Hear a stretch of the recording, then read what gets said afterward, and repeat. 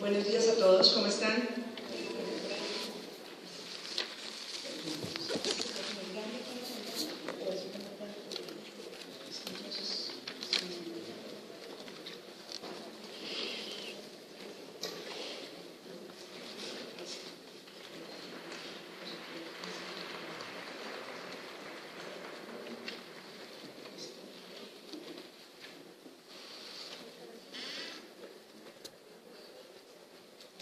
Bueno, el día de hoy vamos a partir en la presentación. En la primera parte quiero mostrarles un poco de las estadísticas que manejamos en el FOSIGA, muy generales, cuánto en plata presentan las EPS, cuánto en cantidad de recobros de CTC y tutela, pues para que nos pongamos un poco en ese tema, hasta llegar a establecer cuáles son los 10 primeros medicamentos, por ejemplo, que se recobran, bien sea por CTC o por tutela, y cuáles son los 10 primeros procedimientos. Todo eso nos va a ir llevando al tema en el que estamos. Y en la segunda parte, tal como el título lo dice, varias veces que me abordan, bien sea la industria, bien sea los nutricionistas, bien sea los médicos, el tema de fondo ha sido que los auditores médicos, que ellos niegan, que ellos no autorizan. Entonces, por eso me pareció interesante plantear un esquema en el que de pronto la doctora nos colabora. ¿Cuáles son esas objeciones más frecuentes que les hacen a ustedes, que son los clínicos, esos auditores médicos? Y vamos a ver si podemos tener aquí la respuesta a alguna de esas, ¿de acuerdo? Entonces vamos a avanzar. La declaración de conflictos, pues no tengo ningún conflicto en este momento. La información que voy a presentar se encuentra publicada en la página del FOSIGA, ¿de acuerdo? O corresponde a la normativa vigente. En lo que hemos estado trabajando, yo planteo que los diferentes actores debemos tener como este mapa de riesgos y establecer qué debemos hacer cada uno, hacer ese análisis y sobre eso cada uno de los actores trabajar y aportar. Soy enemiga de que solo nos reunamos a quejarnos, o sea, creo que ya hemos avanzado en el foro, hemos avanzado en muchas cosas, hagamos cosas. Entonces, yo lo planteo a los distintos actores, no sé si hoy me hace falta uno allí, obviamente les voy a mostrar desde el tema del FOSIGA y un poco de la academia, que es donde yo estoy, cómo podemos hacerlo. En compañía, pues, o planteando frente al tema normativo, me parece importante establecer que no podemos alejarnos hoy de la ley estatutaria, y encontré algo específico que está en la ley, que es sobre la prohibición de la negación de prestación de servicios. O sea, yo no les voy a hablar de la ley, mucho menos, pero me parece importante que a aquellas personas que todos los días hoy le dicen no lo hagan, no lo formulen, no. Hay un tema que dice prohibición de la negación en la ley estatutaria, insisto, que dice en los casos de negación de servicios que comprenden derecho fundamental a la salud, con independencia de las circunstancias, el Congreso de la República definirá mediante ley sanciones penales y disciplinarias tanto de los representantes legales de las entidades a cargo de la prestación del servicio como de las demás personas. A mí me parece que este es el tope ya, o sea, si con esto nosotros como clínicos no tenemos la autonomía para formular lo que nuestro paciente necesita, pues deben entender las entidades que en la ley va a estar reglamentado o está reglamentado la responsabilidad que tiene. La resolución 5521 pues salió el 27 de diciembre, fue la que modificó el POS, pero las modificaciones no fueron muy grandes ni muy profundas, no hubo inclusión de algo que nos afecte en este tema. Por el contrario, lo que hizo fue ampliar un poco medicamentos que ya estaban o moléculas que ya estaban frente a las distintas presentaciones. Entonces, pues no la vamos a ahondar. Lo que acabamos de ver frente a revisión técnica de definiciones, algún día hablábamos y yo sí creo que debemos empezar por esas definiciones, que haya un consenso verdadero, que estemos hablando del mismo idioma y sobre eso pues construir, como ya nos dijo la compañera, la parte de la reglamentación. Y desde el punto de vista pues del FOSIGA, por si no sabían, se publicó el manual de auditoría de recobros. Entonces, es un manual que regula o reglamenta absolutamente todo el movimiento de los recobros. Allí están las causas de las glosas, el por qué se aplican las glosas. Entonces, mi invitación es a que ustedes también lo revisen, porque, digamos, ya la EPS no le podrá decir, no, es que me lo glosan. No, si no es un causal de glosa que está allí establecido, tengan la certeza que en el FOSIGA no se lo estamos glosando. ¿De acuerdo? Entonces, trabajamos mucho en ese manual en definiciones, porque tal vez, como decía ahorita Deli, hay muchas cosas que ni siquiera están definidas. Creo que el 50% del manual tiene definiciones y eso le acerca un poco más al conocimiento específico. Tiene, como les cuento, adicional las glosas y sobre todo el procedimiento que se utiliza pues para los recobros. Entonces, eso sería pues como la parte técnica. Vamos a hablar rápidamente pues de las estadísticas. Como les digo, creo que nunca las habíamos presentado, entonces es importante estar en contexto.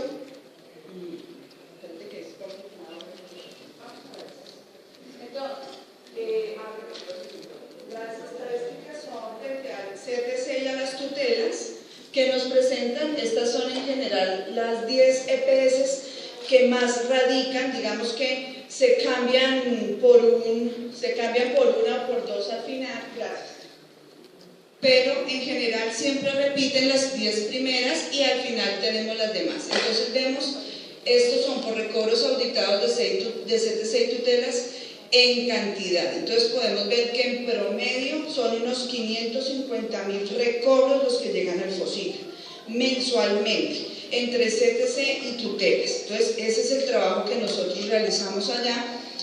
Todas las estadísticas que les voy a mostrar son del primer semestre del 2014. Allá hablamos de paquetes, entonces se involucra el último paquete del 2013 hasta el paquete 6 de este año. En plata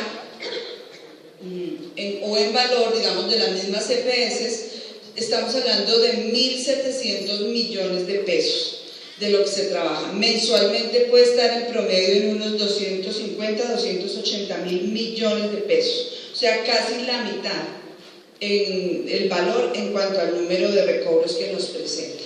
Bueno, aquí tenemos como resultado general las mismas EPS, el total de recobros, la cantidad de recobros aprobados y la cantidad de recobros glosados.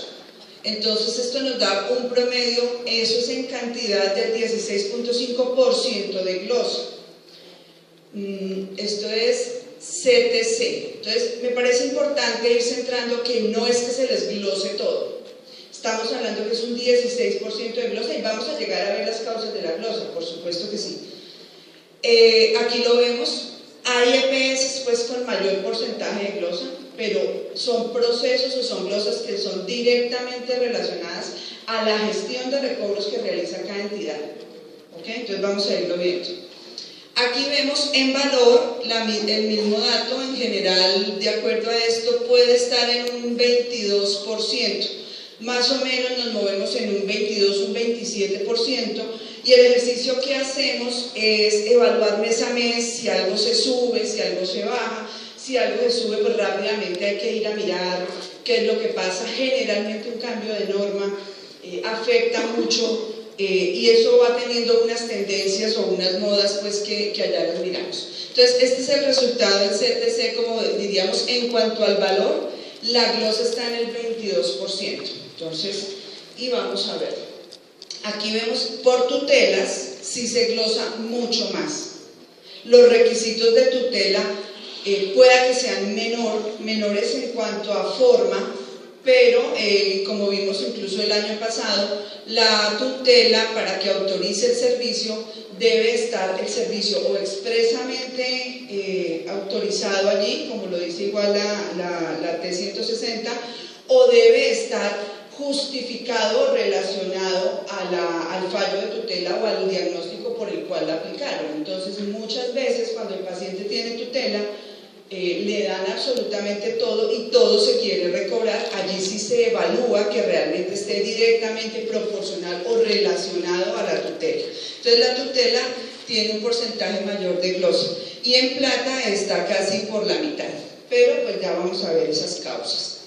Bueno, rápidamente para mostrarles, como les dije, los 10 medicamentos que más se recobran. Aquí podemos ver para qué se utilizan. Entonces, con el porcentaje más alto de 24, los primeros 3 tienen 20 y pico, está adalimumab, ranibizumab, que son agentes antineoplásicos. Y algo que yo siempre comenté, no creían allá en el ministerio, siempre nos abren los ojos, pero salen en todas sus clasificaciones, las multivitaminas, todos los minerales, aquí aparece todo. Parte del tema que no hemos trabajado es la clasificación. Es urgente que trabajemos qué es, o sea, si vamos a separar los alimentos, las multivitaminas, si separamos que sea de uso oral, si separamos, y eso en pro no solo de establecer todo esto, sino yo me adelanto un poco a mirar guías, a mirar pertinencia, porque de verdad que uno se asombra de ver que el tercero en el ranking de fórmulas de erradicación y de recobro sean los multivitaminas. ¿Listo? Somatotropina, digamos que aquí ya aparecen algunos de forma individual. Eso era en plata, y en cantidad pues lo mismo. Aquí ya en cantidad vemos por tutela, el anterior era por CTC. Por tutela cambia un poco, pero aparecen los multivitamínicos también, aparecen los listados, digamos, para relacionarnos con el tema, que también me parece un hallazgo interesante desde el punto de vista de nutrición. O sea, tenemos realmente algo, una guía, un reglamento, algo que esté trabajando, porque esto es país, esto es de toda la población que llega, tanto en contributivo como en subsidiado. Bien. Esto sí es informativo en los procedimientos más recobrados, pero a mí me llama la atención que aparece la cirugía bariátrica. Vuelvo a la reflexión, yo lo hablo mucho en el escenario de las EPS. Yo tengo un estudio que comparamos 2 EPS que pueden tener la misma población, y en una me recobraban en un mes 78 cirugías bariátricas, en otro mes, y otra de la misma población ninguna. Eso es para preguntarse muchas cosas. ¿Tendrán un buen plan de valoración del paciente que lo acompaña, que hace que haga nutrición, ejercicio, cambio de hábitos, por lo menos por un año de acompañamiento para que el paciente no llegue a la cirugía? ¿O será que simplemente es un tema administrativo donde le ponen 20 peros al paciente y el paciente no recibe el procedimiento? O otra hipótesis puede ser: tienen un problema en la facturación de sus proveedores o en su propio sistema de recobros, y simplemente acumulan y presentan. Pero digamos, esas son las cosas que las cifras le hablan a uno, pero al interior sí sería, realmente esas son las cirugías bariátricas que por prevalencia debería tener nuestra población. Entonces, eso es pues como a grandes rasgos para saber. Los demás procedimientos pues están allí, y por valor sí ocupa el número 1. Entonces me parece que es importante que miremos hacia allá, con el ministerio, con la asociación, con todas las entidades. Bueno, frente al tema de las glosas por comité técnico científico, este es un listadito de las glosas. Ya cambiaron con el manual, o sea, estas glosas, este número de glosas está vigente solo hasta el 30 de marzo, a partir del 1 de abril ya cambia la nomenclatura. Pero para contarles que en medicamentos, digamos, lo que más se glosa es la pregabalina con la glosa 19, ya se las contamos. En procedimientos, los procedimientos de alergología, y con insumos, los kits de ostomía. Del resto, el primer punto es transporte. La glosa 19 hace alusión a la orden y fórmula médica. Eso es un requisito que siempre estaba en la norma, pero a partir de la 5395, que fue la que vimos el año pasado, que cambió todos los requisitos de recobros, tienen que anexar orden o fórmula médica, y la orden o fórmula médica pues tiene su propia regulación y debe cumplir con algunos criterios. Entonces lo que estamos viendo es que llegan los recobros sin la fórmula, o no tiene la firma o el registro médico del profesional o el registro. Entonces esta es la primera glosa. La segunda, que es la 18, y repite con esta, es la de extemporaneidad. Entonces, es lo que les decía, son otras las causas que hacen que allá se estén glosando bien sea por CTC o por tutela. La extemporaneidad está dada de acuerdo a la ley 119, que es un año. Tienen las EPS o las entidades que recobran o reclaman, tienen un año a partir de la fecha de prestación del servicio o de la obligación, que en este caso es cuando la IPS le factura a la EPS. Si ellos presentan el recobro al FOSIGA después de un año, pues nosotros le aplicamos la glosa de extemporaneidad, es la de mayor frecuencia. Tiene unas implicaciones legales y por eso ellos lo hacen, entonces, pero sigue apareciendo. Y la glosa 6, se me adelantó acá un poco, la glosa 6 corresponde a las tecnologías que están incluidas en el POS, o sea, pese a divergencias, pese a notas externas, a todo lo que se ha trabajado para que no existan las famosas zonas grises, las entidades siguen recobrando algunos medicamentos, insumos o procedimientos que ya está establecido que están dentro del POS. Entonces pues nosotros debemos aplicar la glosa POS. ¿Listo? Entonces eso pues como en general de las cifras. Esta parte ya en algún momento la habíamos trabajado. Ahí está. Gracias. Simplemente para recordar por dónde pueden acceder a las distintas normas. Digamos que es un ejercicio muy sencillo: normas, resoluciones, notas externas. En general, algunas de las direcciones del ministerio pueden ampliar mediante notas externas, entonces por eso me parece importante mostrarlo. Entonces, entrar en la página normativa, en resoluciones, el tipo de norma, aparece ya si son las resoluciones, en este caso, importante que uno tiene el año, el nombre de la resolución y la descripción. Por cualquiera de esas vías se puede buscar. Y está obviamente la fecha, y tenemos también en la misma guía las notas externas. Pues bien importante, porque como les digo, hay muchas cosas que no se pasan ni a ley ni a resolución, se sacan a través de nota externa.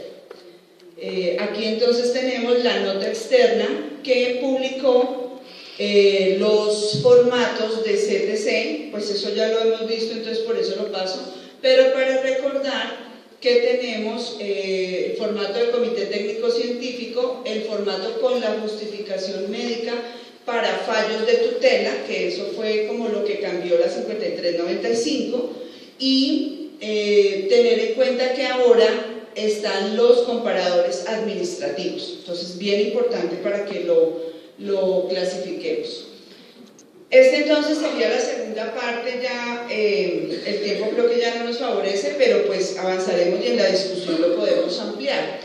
Generalmente, ¿qué es lo que me cuentan que están argumentando? Entonces, con el tema de la famosa clasificación del INVIMA, o que cambiaron de medicamento a alimento, eso no es un motivo de glosa en el FOSIGA, debe quedar absolutamente claro. Lo que sí deben tener en cuenta es que debe pasar, el código debe estar bien para que pase la malla en el FOSIGA. Si hay un código CUN que esté desactualizado, que esté, ¿cómo es la otra clasificación? O sea, cuando el código no está actual, no pasa la malla validadora, porque el ministerio ya tiene actualizaciones de esos códigos CUN, y ese sí puede ser tal vez el único tema que yo les digo que les afecta, pero no es glosa en auditoría, es glosa en preradicación, que es antes de que entre, porque ni siquiera les pasa la malla, ¿de acuerdo? Entonces revisar eso, pero no afecta el POS, el que sea POS o no POS no está afectado por la clasificación del INVIMA, excepto si ya se declara que es una exclusión, y ya lo miramos. Otro de los puntos que ya me habían siempre preguntado es que no pueden formular las nutricionistas. No es así, aunque en la norma dice que se revisa el registro médico. La única norma, y sigue vigente, que es la de la formulación, habla de profesionales de la salud. Entonces, bien importante que ustedes lo tengan claro, que sí se puede, y en el manual de auditoría cambiamos cada vez que encontrábamos registro médico por profesional de la salud. Entonces, súper importante esa precisión. El otro tema que considero, y siempre ha sido así, es el mayor argumento que todos los clínicos deben tener y manejar, es la evidencia científica. Este congreso, yo les doy la parte normativa, pero lo único que hice para mi argumento es coger el brochure con las charlas. Todas estas charlas tienen todo el contenido científico que soporta ampliamente el por qué los pacientes deben recibir esta nutrición. O sea, yo no tengo ninguna duda que está toda la medicina basada en la evidencia para que se argumente claramente en un CTC que los pacientes necesitan la nutrición, ¿de acuerdo? Los invito a todas esas charlas pues, que están allí. Esta es la última, pues la bomba que me dicen, que está incluido en la estancia hospitalaria, en los manuales de auditoría, ¿sí? Eso es lo último que ya están diciéndoles, y entonces que además lo debe asumir la IPS. ¿Aquí hay alguien de IPS? Levanta la mano. Bien, pues si lo asumen, no sé qué problemas vayan a tener con sus juntas directivas.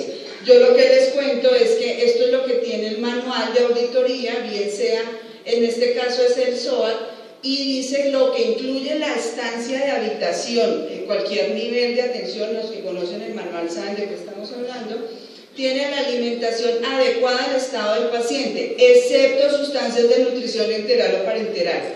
Eso es por manual SOAT y por manual IS lo mismo, o sea, la que se cubre es la dieta o la prescripción que hacen las nutricionistas de acuerdo a la patología, pero la excepción en el manual. Y acordémonos que todos los contratos de prestación están reglamentados por unas tarifas. En ausencia de un manual único general, pues cada uno de los prestadores y las EPS eligen el manual con el que trabajan. Y aquí en el manual IS, que también es vigente, pues pese al año, determinación del régimen nutricional oral, excluye nutrición enteral y alimentación adecuada al estado del paciente, excepto sustancias de nutrición. O sea, no está en la estancia hospitalaria, eso es absolutamente claro. Bueno, aquí en el manual, los que utilizan manual IS, también habla de que las sustancias de nutrición enteral y parenteral se pagan adicional a la estancia. O sea, ustedes pueden citar el parágrafo 6 y tienen ahí la argumentación para ese tipo de glosa o de objeción que le haga el auditor. ¿Listo? Este es el artículo 28 del mismo manual y como ven tiene todos los insumos que se pueden facturar adicional y dice al final se pagará de acuerdo a su consumo hasta por el precio de adquisición por el 12%. Eso no ha cambiado y miren cuánto lleva el manual, o sea, no está incluido en la estancia. Esto sí ya es de la resolución del POS, pues que aclara las exclusiones, ya lo hemos visto, entonces no nos quedamos allí. Y las dos notas externas, por eso era importante que ustedes supieran llegar a ellas, reglamentaron sobre todo estas de divergencias. Les recomiendo buscar las notas externas de divergencias. Ese es un procedimiento legal que tiene el Ministerio, en el cual si una EPS considera que no está de acuerdo con las glosas en general frente a POS y no POS que le ha realizado el FOSIGA, radican todo el listado de esas divergencias, se reúne un comité y el comité dice al final si es POS o es no POS y el FOSIGA hace caso en relación a esto. Entonces esto es lo que tenemos de las notas de divergencias. Lo que ellos concluyen es que se aplica lo correspondiente al artículo de exclusiones y procede el recobro del FOSIGA. Entonces, es que cuando desglosemos todos esos multivitamínicos, esto aparece en punteando pues la lista. Hay otra nota externa que deben por favor revisar, es de noviembre. En noviembre salieron más de 5 notas externas, en la cual definieron algo que se llaman las prestaciones que no pueden ser financiadas por el sistema, o sea, no pueden entrar en el POS o pues por la plata del POS. Entonces, esas prestaciones que no pueden ser financiables, claramente dice que deben presentarse por CTC o por acción de tutela y deben ser aprobadas por el FOSIGA.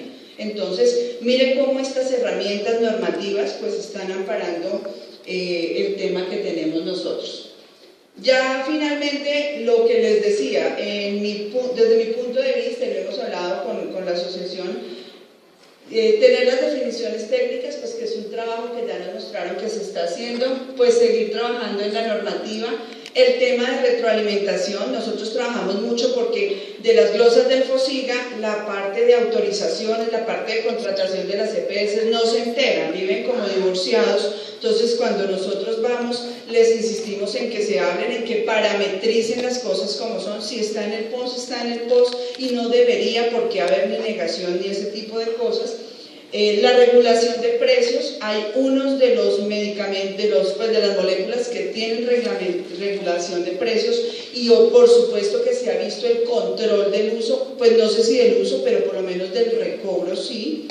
Guías y protocolos, y lo que les contaba, pues no hay un manual tarifario unificado, por lo menos pienso que es otra tarea grande que debemos hacer. Y de fondo, cuando siempre me preguntan, considero que la mejor forma de abordar el auditor es esta, que sería capacitándolo.